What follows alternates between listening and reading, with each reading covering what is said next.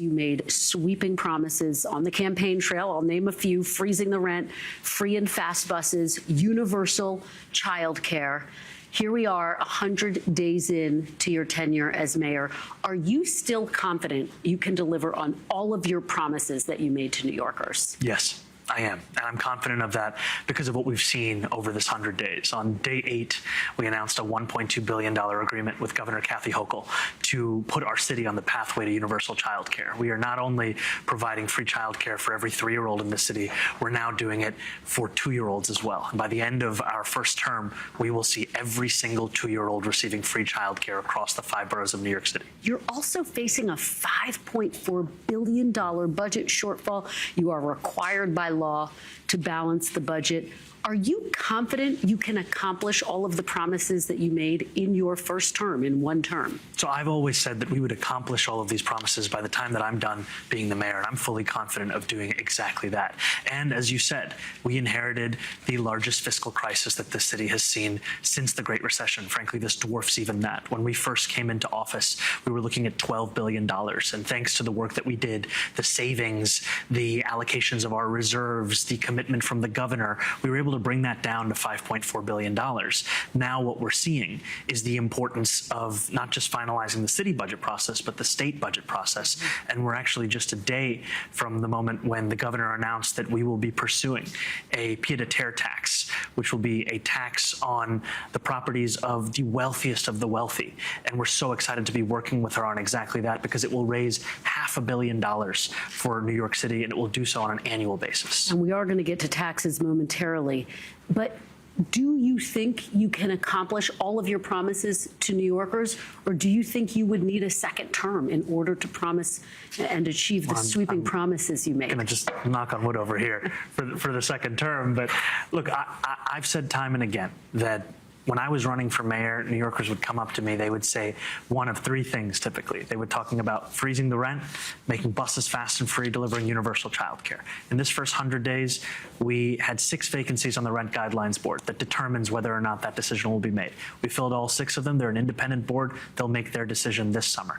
When it comes to universal child care, we talked about the $1.2 billion.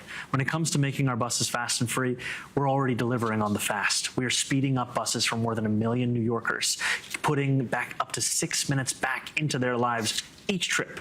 And we're doing this because we currently have the slowest buses in the United States of America. And we're working with Albany to make those buses free. And we're confident by the time that we are done with our administration, we will have delivered on these 3 central promises. Let's talk about how you're going to pay for all of this. You've worked with Governor Kathy Hochul to get some of the starting blocks in place for universal child care, for example, which you referenced.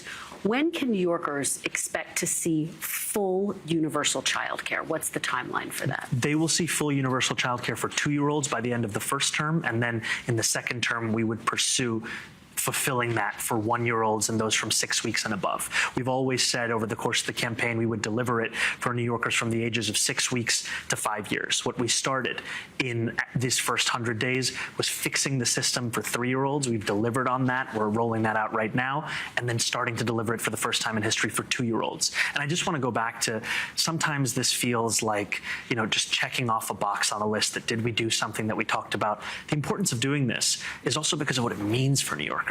We're talking about $20,000 a year that a family won't have to shell out for childcare any longer because they know they can afford to raise their kid in the city they love. And you still don't, you have agreement with Governor Hochul on that. You don't have an agreement with Governor Hochul on raising taxes on the wealthy yet. Will you be able to deliver on your promise of taxing the wealthy to help pay for your programs? Absolutely, and I'm actually happy to tell you that that pied-à-terre tax, that is an agreement that we have to tax the wealthy. Because again, when we're talking about a pied-à-terre, this is a home that is owned here in New York City by someone who doesn't live in New York City. And we're talking about the valuation of which is the super rich, not just of this country, but across the world. I was just yesterday standing in front of 220 Central Park West, and there at the penthouse was a home that Ken Griffin had bought for $238 million. This is the kind of real estate activity that's happening in the city, homes that are largely empty for much of the year, but it all occurs while New Yorkers are hurting in this same city. We're starting to actually bridge that gap, and I'm so excited to be working with the governor on it. When you talk to New Yorkers, they say they feel like they're already overtaxed. What do you say to middle-class New Yorkers who are worried some of these taxes could wind up impacting them? I tell them unless they make more than $1 million a year or own some of the most profitable corporations in our city or have a second home that's worth more than $5 million, then these are not taxes that apply to them.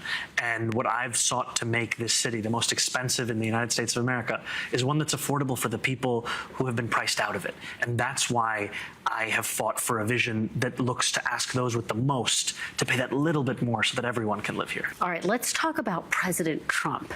When we last spoke after your first Oval Office meeting, one that surprised a lot of people in how cordial it was, how would you describe your relationship with President Trump right now? I would say that it's honest, it's direct, and it's productive.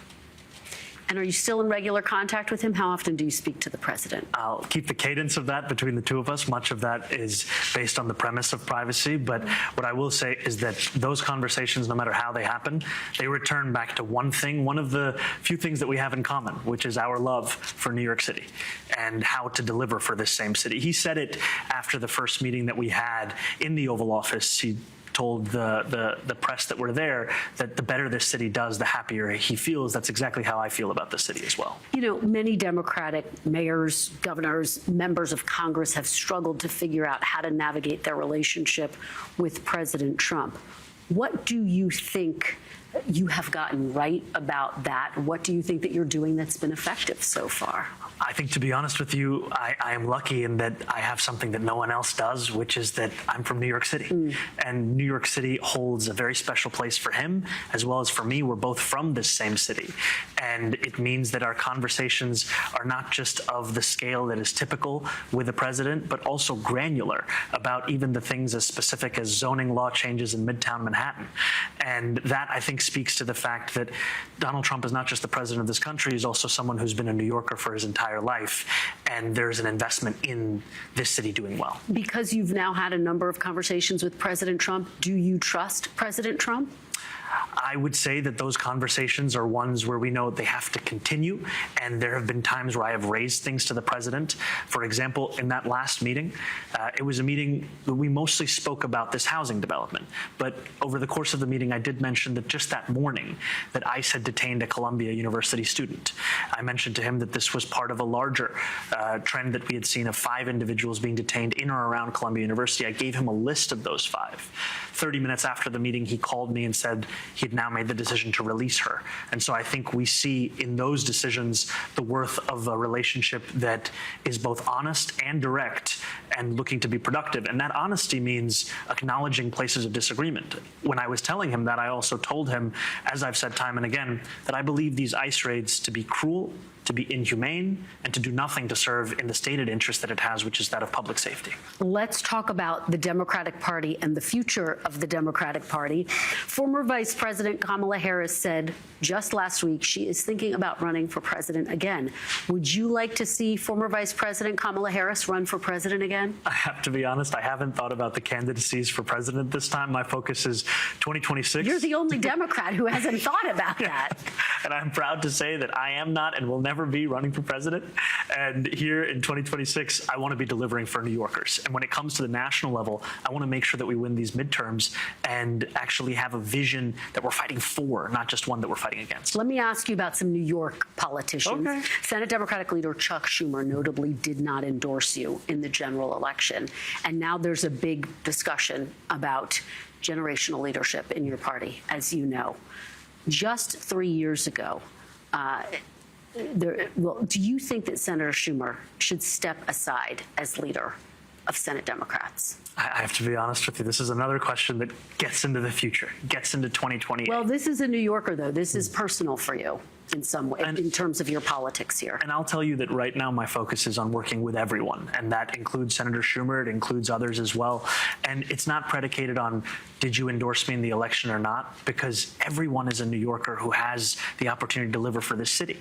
You know, recently I worked with Senator Schumer to deliver on a hub of relief for delivery workers right here across from City Hall. That's what it looks like to actually work with anyone and everyone. We're going to continue to do that. Would you like to see Congresswoman Alexandria Ocasio-Cortez challenge Senator Schumer for his seat as a part of the generational change that's being discussed? I will tell you this, that I have had the privilege of being represented by Congresswoman Ocasio-Cortez, and it was an honor to have that be my experience. Now it's an honor to work with her as an incredible Congresswoman, and I'm excited to see whatever it is that she decides to do next. I don't think she's made a decision as yet, but we're very proud of her here in New York City. Do you have any thoughts about this debate over generational change? Is it time for a younger generation of politicians in the Democratic Party? I think it's time for a party that reflects the urgency that we're seeing across this country in terms of a hunger, frankly, that is not as much tied just to age, but to vision.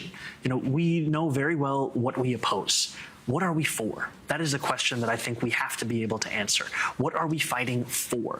It was not just enough in this mayoral campaign to say that I wasn't like other mayoral candidates. We had to always answer the question of New Yorkers, what will we deliver for them? And I really think that that is at the heart of the question for our party. And I'll be honest with you, when you look back at the history books of our party, 100 years ago, we had a very clear vision of what we were fighting for. And it is sad that for too many Americans, when they want to look for ambition in the Democratic Party, they have to turn to a history book. Now that you've bumped up against the hard realities of a $5.4 billion budget shortfall and the other red tape that you have to go through, do you still believe in democratic socialism? Do you still think it can be effective? I believe in it even more than I did the day before. And that's because of the fact that it is focused on the needs of working people, and working people need that focus, that fight from politicians more than ever. We thank you for watching, and remember, stay updated on breaking news and top stories on the NBC News app or watch live on our YouTube channel.